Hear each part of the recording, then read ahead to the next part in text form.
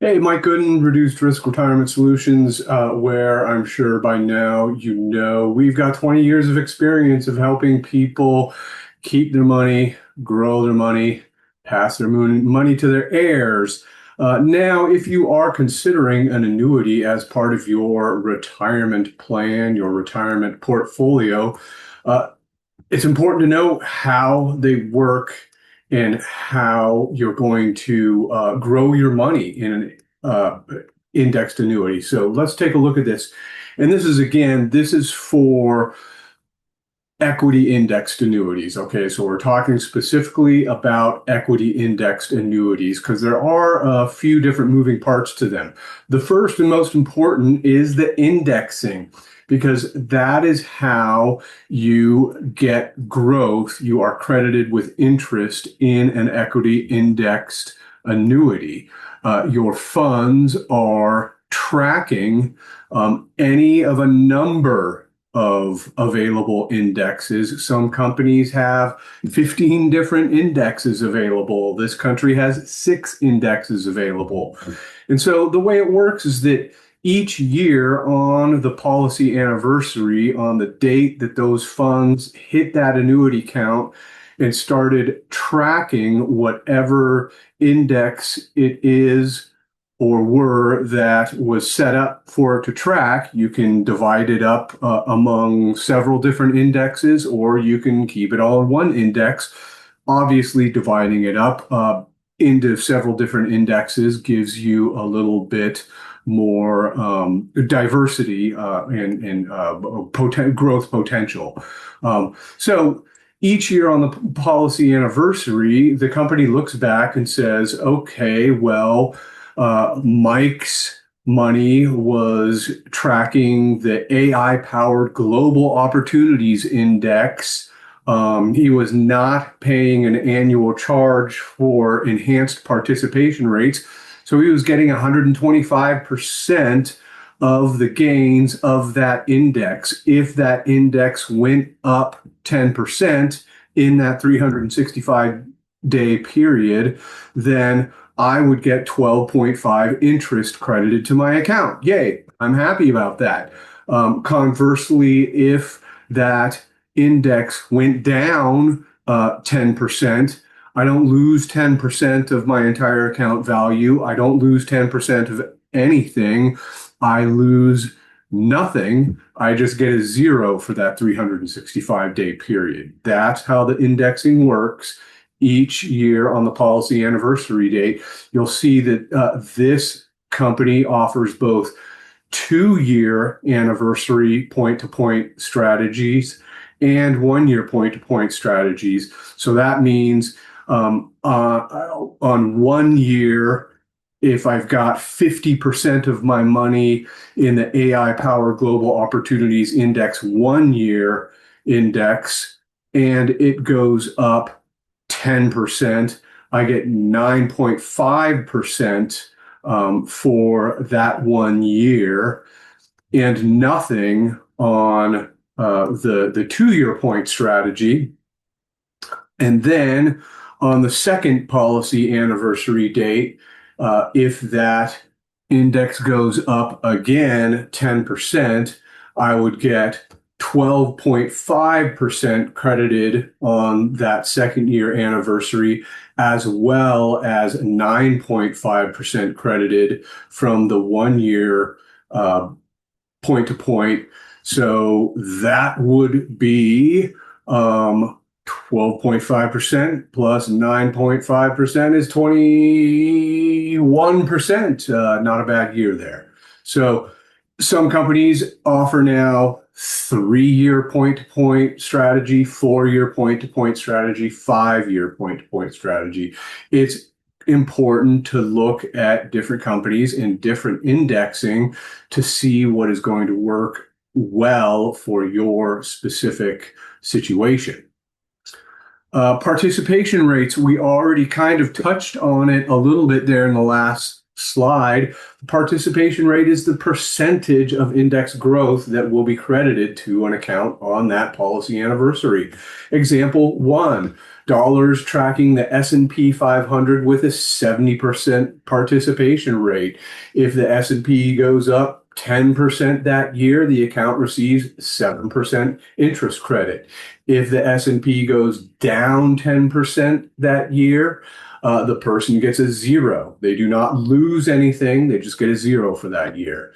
And example number two, dollars tracking the NASDAQ with 120% participation rate. If the NASDAQ goes up 10% in the year, the account receives a 12% interest credited.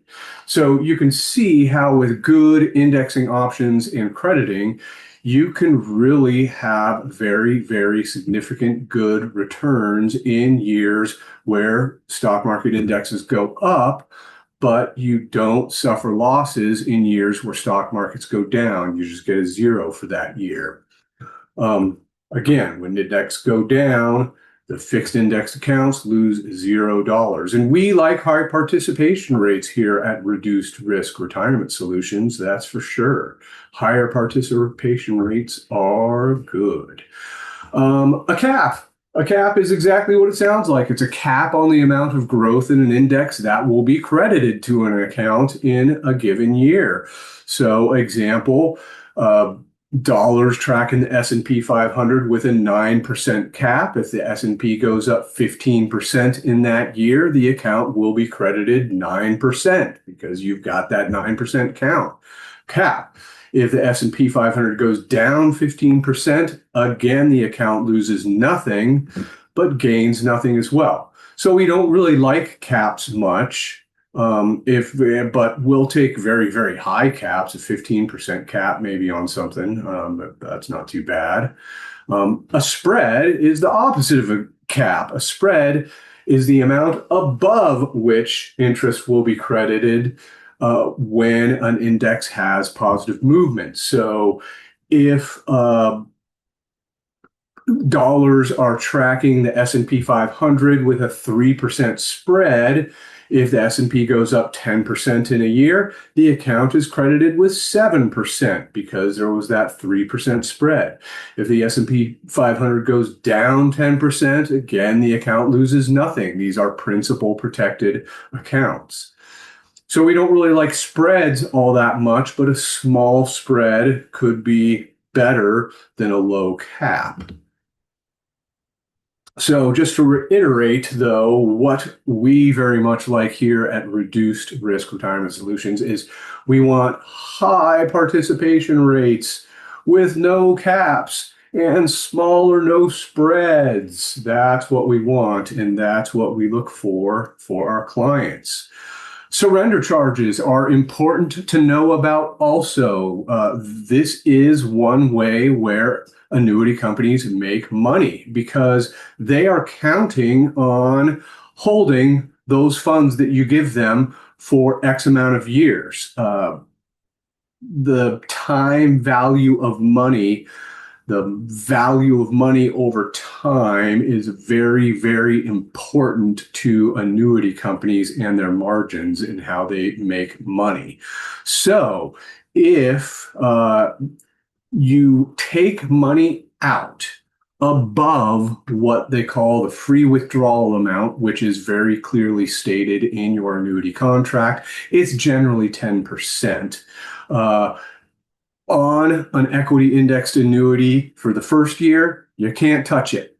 Beginning the second year, generally you can take out 5% or 10% of the entire account value with no surrender charges or penalties. That's important because if you are to say, well, let's look at the example here.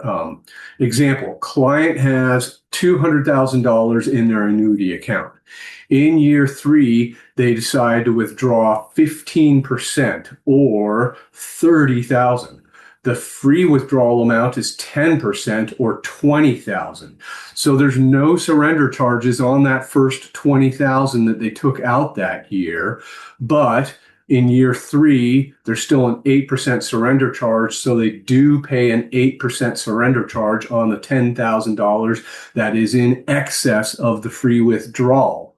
So, again, part of our job is to work with you, do a good needs analysis, and make sure that we're going to be able to abide by the rules of the surrender charge period so that you don't get any surrender charges, so you keep all your money and we're not giving a bunch of money to that annuity company when we don't need to. Again, that means that, after year 1, even in year 1, the account is 90% liquid. Okay. So even in year 1, if this person decided to take out all of their money because for some reason they don't like this annuity account, they're going to get $180,000 back because they're just going to sacrifice that 10% surrender charge. And then obviously by year 11, everything is 100% liquid. You have satisfied the surrender charges. The money is yours to do with as you please. And not only will you have no surrender charges, but if there was any premium bonus given to you by the company, you're fully vested in your premium bonus. And so previous bonus vesting actually works pretty much the opposite of how surrender charges work. Again, the company is counting on holding that money for X amount of years, 10 years. They know they have buying power with that money. That's part of how they make money, is holding money and reinvesting it and things like that. So some companies offer a premium bonus on funds transferred. So for example, if the company gives you a 10% premium bonus, that is credited to the account up front, which means you have more money to grow from day 1, which is pretty cool. You get 10% more money to grow from day 1. But they're not just going to give you that money for free on day 1. They're going to let you grow it, but you got to play by the rules of the contract again. In that, a typical bonus vesting schedule takes place over 10 years. And by the end of the 10th year, that entire premium bonus is secure in the account. So what that looks like is that person, if you put $100,000 into a premium bonus equity indexed account, you get $110,000 on day 1.